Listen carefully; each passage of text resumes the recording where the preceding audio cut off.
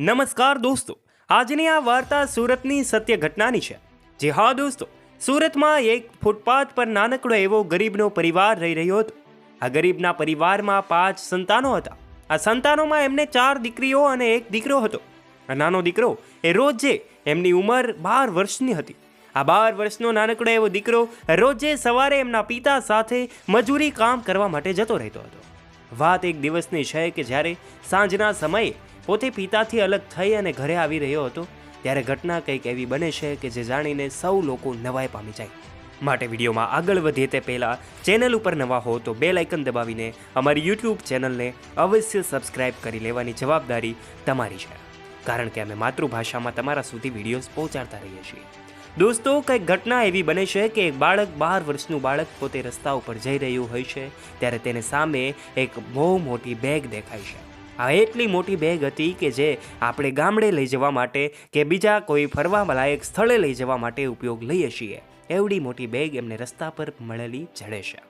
ત્યારે તે જોવે છે અને બેગ પાસે સીધો દોડીને જાય છે તો જેવી જે ચેન ખોલે છે તો એ જાણીને એમની હોશ ઉડી જાય છે. દોસ્તો, એ બેગમાં 1 નહીં 2 નહીં પરંતુ એ 10-10ના અનેક બંડલો હતા અને જેની કિંમત અંદાજિત 1 લાખથી પણ વધારે હતી. આ બેગ જોઈને તે માણસ ઘડીક વાર તો ચોંકી જાય છે. એ બાળકને કંઈ સૂઝ નથી પડતી કે આખરે હવે તે શું કરે. આ પૈસા જોઈને પહેલાં તો તે પાગલ થઈ જાય છે. પરંતુ દોસ્તો, આજે પણ એ બાળકમાં પોતાના પિતાના અને માતાના સંસ્કારો જીવંત હતા. તેને પહેલાં પોતે આ લઈ લેવાનો વિચાર નથી આવતો, પરંતુ તે હવે વિચારમાં પડી જાય છે કે આખરે એ માણસની કેવી રીતે શોધ કરે કે જેની આ રકમ છે. દોસ્તો, આખરે ખૂબ મહેનત કરે છે, આજુબાજુમાં ભટકે છે, અલગ અલગ એવા પણ લોકો મળે છે કે જે ખોટી નિશાનીઓ આપીને એમની પાસેથી રૂપિયા લેવાનો પ્રયત્ન પણ કરે છે. પરંતુ બાળક હોશિયારીપૂર્વક પોતે એક એવો રસ્તો શોધી કાઢે છે કે જે જાણીને તમને પણ ખબર પડી જશે કે બાળકે કેવી રીતે એમના સાચા માલિકને શોધી કાઢ્યો. થોડો સમય જાય છે એટલે ત્યાં એ પોતે બેસી રહે છે, ભૂખ્યો અને તરસ્યો બેસીને જોવે છે કે કોણ આ પૈસા ગોતવા માટે આવે છે. ત્યારબાદ એ બેગ સંતાડી દે છે. ધીમે ધીમે દિવસો વીતતા જાય છે.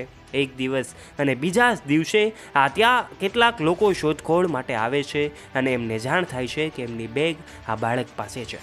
આ બાળક એમને પોતાની બેગ આપવા માટે એમની પાસે નિશાની માગે છે તો જાણ થાય છે કે એક ડૉક્ટર છે સામેવાળી વ્યક્તિ કે જેમના પૈસા ખોવાયા છે. આ એક ડૉક્ટર કે જે ખૂબ મોટી હોસ્પિટલના માલિક છે અને એક જાણીતી એવી હોસ્પિટલ છે અને મલ્ટી સ્પેશિયાલિસ્ટ ડૉક્ટરોની આ હોસ્પિટલ છે અને એમના મુખ્ય ડૉક્ટર છે એમની જ આ બેગ છે. એમનું નામ હતું ડૉક્ટર ત્રિકમભાઈ ચૌધરી. એમની બેગ જે એમને જડી આવે છે એ બાળક એમને જાણ કરે છે, આ બેગ મને 2 દિવસ પહેલાં રસ્તા પરથી મળી છે. એ હું ક્યારનો તમને શોધી રહ્યો હતો કે આ બેગ આખરે કોની છે. ફાઇનલી હું આ જ સમયની રાહ જોઈ રહ્યો હતો અને તમે આવી ગયા છો. 2 દિવસથી હું મારા ઘરે પણ ગયો નથી અને અહીંયા જ બેસી રહ્યો છું. ત્યારે તમારા આ સાચા માલિક જે તમારા સુધી બેગ પહોંચ્યું છે એ જાણીને મને પણ નવાઈ લાગી. આખરે મને પહેલાં એવો વિચાર આવ્યો હતો કે આ બેગ કોની હશે, હું કેવી રીતે માણસને શોધીશ, પરંતુ ધીમે ધીમે સમયે એમનું કામ કર્યું અને આ બેગ તમારા સુધી પહોંચી છે. આ બેગ તમને હું સોંપું છું. આટલી વાત કહેતાની સાથે જ તે બાળક ત્યાંથી જવા માટે નીકળે છે, પરંતુ તે ડૉક્ટર દ્વારા એમને અચાનક રોકી લેવામાં આવે છે અને એમને ભેટીને ડૉક્ટર રડી પડે છે. ડૉક્ટરની આંખોમાં પણ આંસુ છે અને પેલું બાળક ખૂબ ભાવુક બની જાય છે કે એમને આટલા લાખ રૂપિયાની બેગ જડી હોવા છતાં પણ તેમને એક પણ સેકન્ડ એવો વિચાર નથી આવતો કે હું આ પૈસા રાખી લઉં. દોસ્તો, ડૉક્ટર પણ એમને ખુશ થઈને એક સોનાની એક વીંટી ભેટમાં આપે છે અને એ બાળક ખૂબ રાજી થઈ જાય છે. એમનો આનંદ તમે અમારી ચેનલ ઉપર નવા છો અને YouTube ચેનલને સબસ્ક્રાઇબ નથી કરી તો નીચે રહેલું બેલ આઇકન દબાવીને અમારી YouTube ચેનલને અવશ્ય સબસ્ક્રાઇબ કરી લેજો, જેનાથી આવા જ રોચક બાળકપ્રદ વિડિયોઝની નોટિફિકેશન ઝડપથી મળતી રહે આપને. સૌથી વિડિયો વિશે ફરી મળીશું નવા વિડિયો સાથે. અને ચેનલ ઉપર પહેલી વાર આવ્યા હોય તો સબસ્ક્રાઇબ અવશ્ય કરી લેજો.